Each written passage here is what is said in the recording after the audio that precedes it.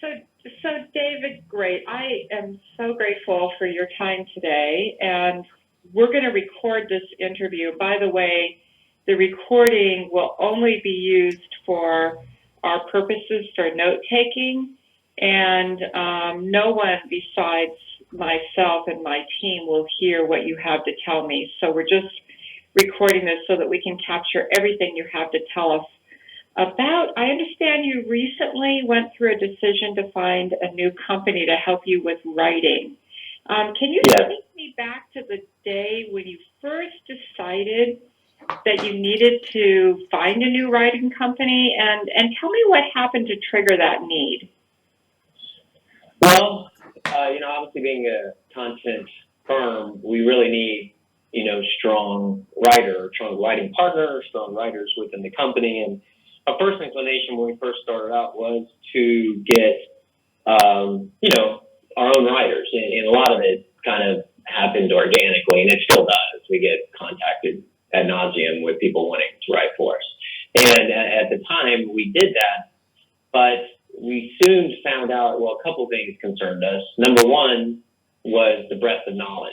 If you have a writer and, you're only in the healthcare industry, well then, okay, fine. That should be easier for you. But if you're working with all kinds of companies, somebody, who writes technically or for that, healthcare industry or whatnot is not going to be the same person that could dip into another market where you're talking to mommy bloggers or moms or, teens or whatever. So we quickly found out that we're either going to need to manage a whole slew of people or we need to find a right partner. And we found a particular partner. And that's what drove us. Oh, in addition to that, as we learned a lot more, we learned about the semantic writing and making sure that the top paragraph, appropriately use the keywords and the keyword phrases or the topical relevance and all of that. So that started to become more in the forefront of our minds. And you have to train individual people. We either need to luck out and they already know it, or we need to train people up on that. And it just felt daunting, because they can say they got it, but do they really get it? And so that led us to then start to want to actually find a company that could cover all our bases, breadth of knowledge, and they were up to speed already on what we know needs to happen in this current marketing landscape, because you want everything you do on the content side should be moving the needle, most likely 95% of the time on the SEO side. Sometimes it's specifically for e-com companies that want to, include content as a part of the buyer's journey. But in general, mostly you always want to get the dual benefit, the SEO benefit and the audience awareness, brand building, lead gen benefit. So that led us to knowing that we needed to find a proper partner. Mm-hmm. Oh, that's really interesting, David. And it sounds like this was a process for you to learn about all these needs that you had for this writing person or company. Is that right? It's very important. There's still, this happened over a period of time for you to get this awareness. Was there something that changed that one day said, today's the day I'm going to start looking for a company to do this? Can you kind of get me inside that thinking about what? Yeah, it was a square peg, round hole. And we popped with it, right? We were trying to have somebody write for this other company, and it just didn't work. It just didn't work. So it was like just a big frying pan in the face, like, hey, we got to figure this out. So it was that. And then again, our knowledge growing, going to great conferences like Content Marketing World, we got smarter and we knew different questions to ask. And then once we started to find out that, these people like to write, but do they really know their stuff? And then we started questioning them, and then we quickly found out that no, they don't. And the breadth of knowledge hit us, like I said, in the face like a frying pan, and then kind of woke us up. We were like, okay, we need to figure this out. So it was just, it was going from one client to the next, and then our knowledge, and then we started questioning them, and they didn't align with our knowledge, I guess. or what we believe, they needed to know about. So that's kind of how that all kind of came to end really quickly, actually. I was going to say, was there one particular project that you could talk about that really made it just so? I mean, you say it made it sound like there was a place where there was really a square peg round hole. Yeah, absolutely. It came from writing for like a company that protects, in the back end, backs your stuff up, is there in case of an emergency type of stuff, Sure. Geez, the name escapes me. That's okay. Kind of company it is. But then all the way going to like a local like community center and to write about in and around the ongoings of the city, and making that shift was too big of a leap. And then we had to look to hire somebody else for that. Now we have to individually manage people. And then it was like, no, this isn't right. And then all the while we were getting dripped with content from other companies, which we'll get into. But so that was like just that moment. And then again, we started questioning, and I started questioning, and then it just led to like, no, they don't know this stuff, and we need every partner that we work with, every teammate, every vendor, everybody needs to be aligned. They need to align our culture as well, because anybody who's communicating with anybody outside of, I probably only partake in, I'm always communicating but I still probably only see a smidgen of the interactions from my team and our teammates to the outside world. So they need to align culturally, but then they also need to align as far as our belief on how things need to get done. And so that's interesting. So were you the one who made the call, like, this has got to change, we've got to go find a different way to do this? Was that your decision, or was somebody else involved?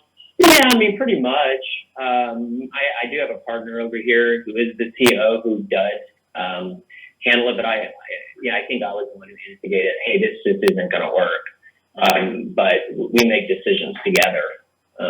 So it wasn't like I forced anything on anybody, especially something out of, that's not directly underneath my umbrella. So I never forced decisions on anything, but I do remember being the one who kind of brought it up and said, hey, we need to figure this out in a different way. Mm-hmm. Okay, great. So you mentioned that you really, this issue of semantic writing and keywords and how that was going to affect SEO. Was there anything, did you have a measurable objective for that as you went into this transition? Well, over time we were going to watch it. First, we just needed to, hear what they had to say and how they're going to do things. But SEO is a long-term growth. So, immediately we would know that, this tone and this voice is right for the client. And, to the best we could, of course. And that's obviously a little bit fuzzy, but immediately we were able to find out that we had a lot more options to utilize as far as expertise goes. SEO obviously took a lot longer to see the results of it, but we did see measurable results, in the 3, 6, 9, 12 months preceding doing this in consistent growth. So, it's hard to see immediate SEO benefit, but getting aligned and knowing what they're doing and knowing that this stuff will work, if consistent and you do it over time. So we ended up, being validated with our decision, but just immediately it was more of alignment on what they're going to be doing, speaking to the things that we've learned from other experts and know to be the best practices. And then like I said, having multiple expertise to choose from, all those were immediately seen, but then the results came a little bit later. Got it. Great. Okay, good. So once you decided that it was time to find a writing company, what did you do first to even figure out where you might look, like which companies you might consider for this role in your company? Well, it was a combo, obviously calling around, asking other people, people I've seen at conferences that I've gathered up and filed away, obviously online research, pretty much the full gamut, friends, internet, and, other things, other people that I've just come across at various conferences and whatnot. It was kind of the, I guess, 3-pronged approach that we went out there to find somebody. Well, I'm really interested in what you just said about in each of those categories. So let's take the online research for a moment. When you went out and did your online research, was it easy to find the information you needed? What did you find that was most interesting and helpful to you? Well, probably what was most helpful was more of a proactive approach on the client, the company we ended up going with for some of this writing, and it was more coming into me and capturing my attention based on what I was reading and how they were talking about how they go about writing. So for this one, a lot of it was inbound to me that I learned a lot. But then obviously, when, checked the reviews, all of that, dug into the company, looked into their website, just did the basic online searches and, just those really. And then obviously asking around what people thought about these different companies, because some people went to had knowledge of some of these companies that I was looking to potentially go with. So I, asking around friends, colleagues, online research, looking at reviews, seeing, reading their blogs, seeing what they're talking about, what they're doing. Obviously looking at rates and stuff, but it was more about alignment, finding the right fit. So I guess I wish I had something more exciting to tell you, but it was, the basics of looking online, seeing what the digital presence, seeing what they're talking about. And then also, really was keen on the stuff that was reading that was coming to me. I don't know, Yeah, it sounds like it was targeted to me. Or inbound was a bigger factor for you than outbound, is what you're saying. Yes and no, both. I did look to see what other people were saying about these companies, of course. And, I did have to go online to start to find them. Which I can't even remember if I did or did not come across the original company we ended up going with. So, their content approach might have played the full factor there, or I might have also found them. I can't quite remember which came first, but I really, of course, always look at what other people are saying about companies. It's just, how else, and then asking around, like, how else can you do it, right? That's just. And what did you learn? The companies that you decided to consider, what did you learn from that, from asking around and doing that research? What did you learn about them that really made a difference for you in your choice? Well, I did get some negative feedback on some companies, so I got that. Looking at the reviews and stuff. I don't put every stake into reviews because sometimes you never know if they're great.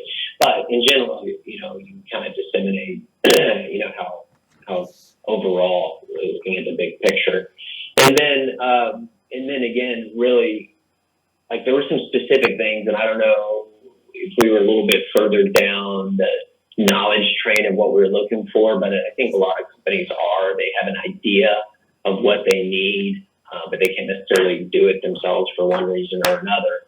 So I really was looking for the specific items that were important to me. People had to be talking about voice search. People had to be knowledgeable and talking about, semantic, which goes along with voice search. They had to be talking about the proper usages of keywords, and there were red flags if they weren't, because all those could be bad. They had to be talking about quality. They had to be talking about all of this. I needed it all, and I knew it existed. It's not like I was asking too much. I know it exists. I know people can do it. They just need to be keen and hip on what to do and how to do it. So we had some very specific things that I just mentioned that were really, really important to me, that I was concentrating on and making sure that they checked all those boxes. So at that point, how many companies did you find that were talking about the right things? That were talking I'd say a strong handful, 3 to 5, maybe, something like that.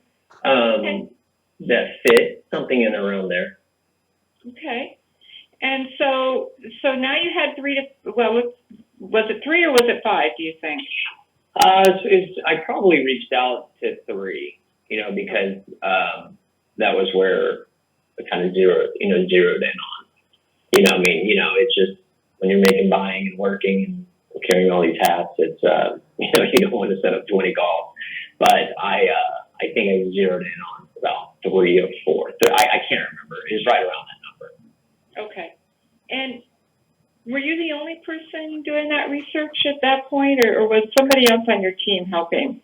I was I was doing the research and zeroing in, but then I brought my partner in to help zero in on a decision at the end of the day. Okay. Okay, great. So once you had those 3 companies in mind, what did you do next? I set up calls with them and talked it out and got a feel for everything. Part of it was vibe, part of it was validating what I was looking for and if they were saying the right things and concentrating on the right things. Obviously looking into budget to make sure it fit, our budgetary needs, asking how the processes work, making sure we had a dedicated person to deal with was very important. We didn't just want some sort of online portal that, you just send out and they send you back and you don't get to discuss, you don't get to have feedback. So it was very important to me to have that customer service element involved. Like I said, I'm all about relationships and that was key to me. So you had, in my mind, the table stakes were understanding the new age of writing, which is a morph between for the audience and for the bots with the concentration on the audience, but in the background doing the small little things correct. Proper, knowledge of how important the top paragraph is, how important the proper, appropriate, topical relevance. Oh, that was a big one too. Knowing about topical relevance and not just specific keywords or like cars, right? It could be like bigger than that, and then it filters up to that topical relevance. So those to me were table stakes, and then it started. You had to do those, and then it came down to getting a vibe and a feel for what they would be like to work with, and would we be partners or would we just be a client? And I needed to kind of get that warm, fuzzy feeling, and I ended up finding it. Well, that's a good thing. So, and what you just talked about was really interesting. So I want to go through some of these a little bit slowly and individually, especially you were kind of emphatic about this idea of the proper topical relevance. Can you explain that to me? Tell me more about that. Sure. The way search works these days isn't necessarily just individual singular keywords. In fact, that's going to be very hard to do.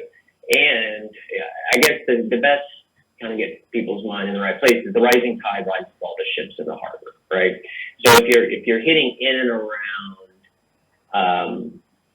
let's just say you want to do coffee or whatever, or coffee supplements or coffee alternatives, you're going to write in and around all things that would feed up to coffee alternatives, not necessarily talking about coffee alternatives, but talking about coffee recipes, talking about this, talking about that, that everything will filter up to your ultimate objective of ranking for coffee alternatives.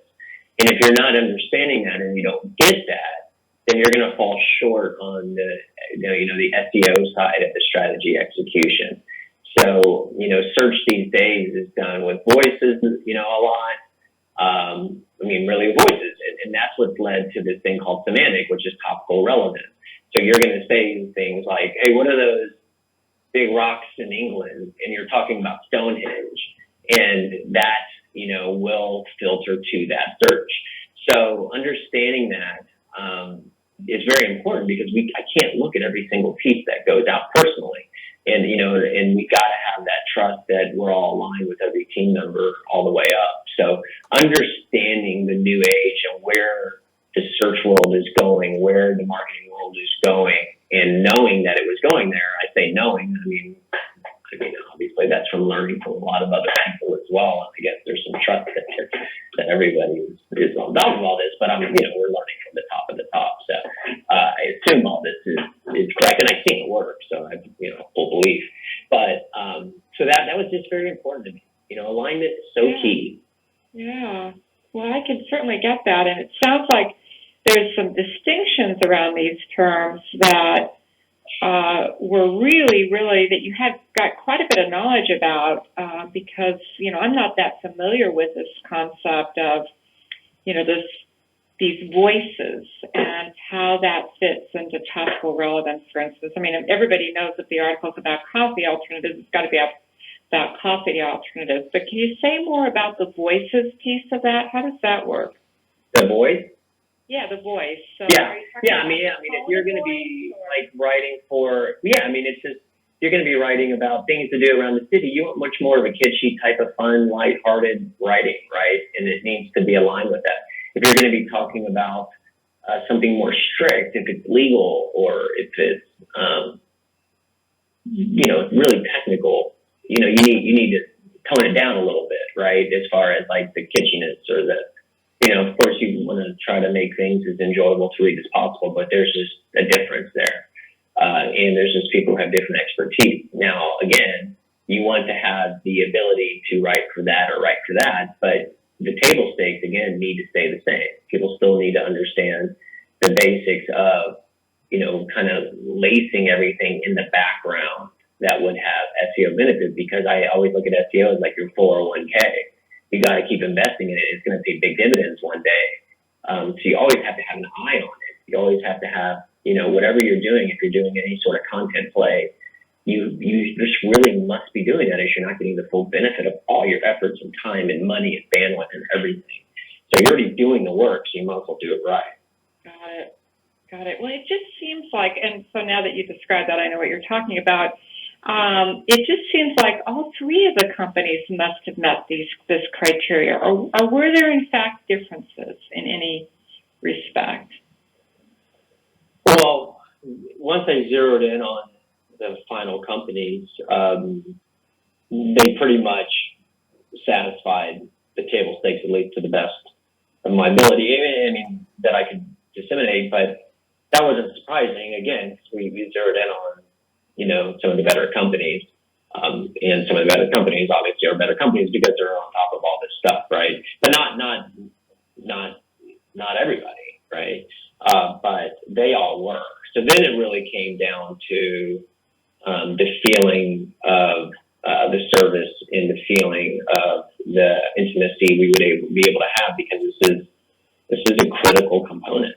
And for these critical components, all of our critical components, they might not be magnificent marketing employees, but they might as well be on our team. It's like that. All of our big parts are, our development, our SEO, our SEM, or not SEO, SEM, SEM, our writing. Some of those things are, teammates that aren't necessarily under umbrella, but they might as well be with how often we're talking to them.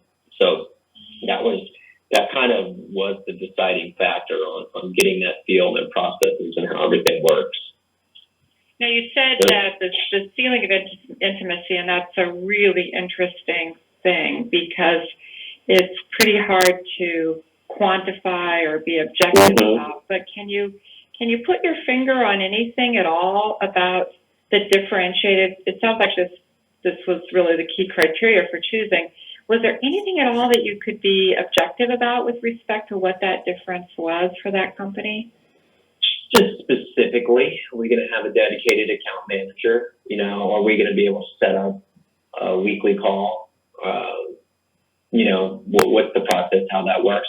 Now, that was a deciding factor, but also, in thinking back, I think maybe we lucked out, because the company that I had the best feeling about also was the company that was marketing to me with their content and information, and also I felt like was the most hip with all of this other stuff. So they really kind of won in multiple areas, but even if they would have won in the other two and I didn't get a good feeling from them, I don't know if I would have gone with them or not. Okay. It's hard to say, because they did check all the boxes, right? So it's hard. But the other two companies weren't marketing to you on a regular basis. There was only one of the three that was doing that. Maybe they were, but didn't have the feeling like this other one, not the in-depth articles, not the kind of knowledge I was learning. And come to think of it, I guess maybe I've unsubscribed or something, but I haven't seen a lot of their stuff, but I just still do see from our current company a ton. So, I don't know. I'm trying to think, no, I don't think they're as heavy now that I think about it, because I would see more of their stuff. Now, I doubt I would unsubscribe because it's all still good stuff. But yeah, I'm not seeing it as much anymore for some reason.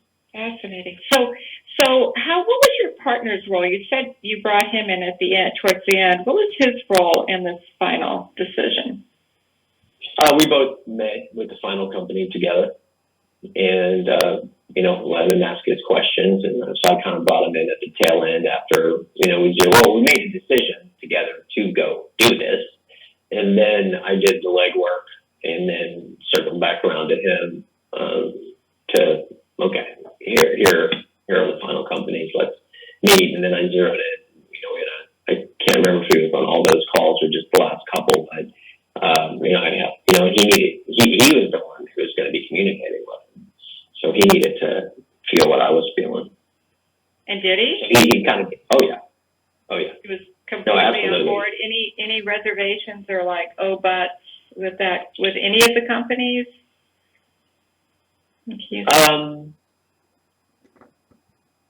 I can't really recall.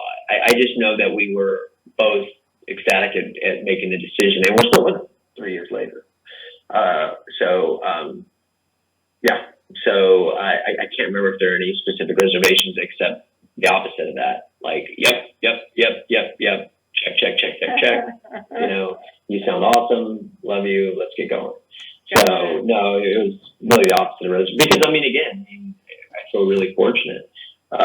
Literally every box that we wanted checked had, happened. Yeah.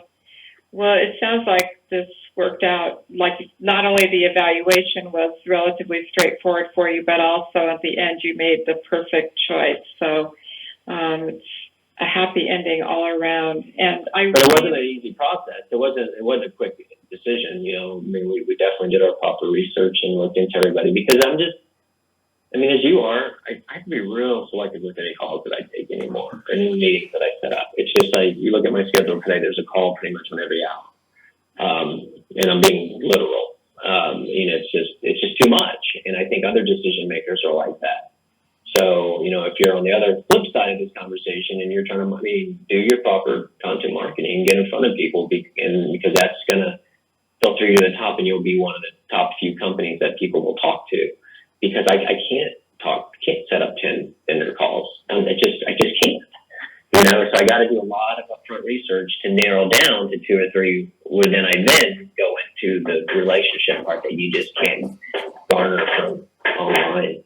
You just can't.